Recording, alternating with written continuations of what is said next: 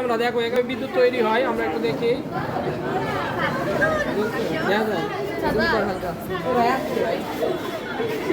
সবাই কি দেখতে পাচ্ছ আলো? আরে হালকা হবে, তুমি যত বেশি লেবু দিবে। স্যার আবার স্যার সপ্তাহে আছে ওই দেখো জ্বলতেছে, দেখছো? স্যার লেবু ওইটাও দিয়ে দেন এর সব জ্বালা জ্বালা বন্ধ করে দিন হ্যাঁ, তো এটা লেবু ওই যে হালকা জ্বালা, এইটা যদি আমরা আর একটু বাড়াই দেই, দেখো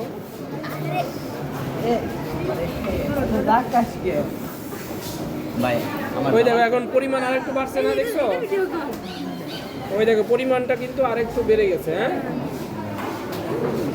তাহলে এইভাবে আমরা কিন্তু আলু দিয়েও করতে পারি। হ্যাঁ, আলু দিয়েও আমরা করতে পারি। এখন এই যে কথা না বলে আমরা একটু শুনি।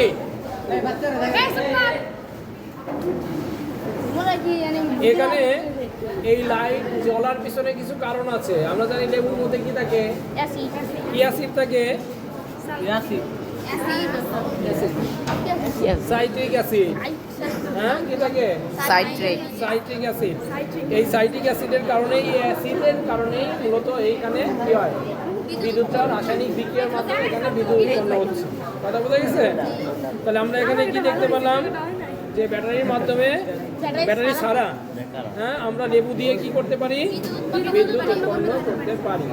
আর এই বিদ্যুৎ পরীক্ষা আমরা এই বাল্ব জ্বালানোর মাধ্যমে দেখতে পেলাম যে এখানে বিদ্যুৎ আসলেই উৎপন্ন হয়।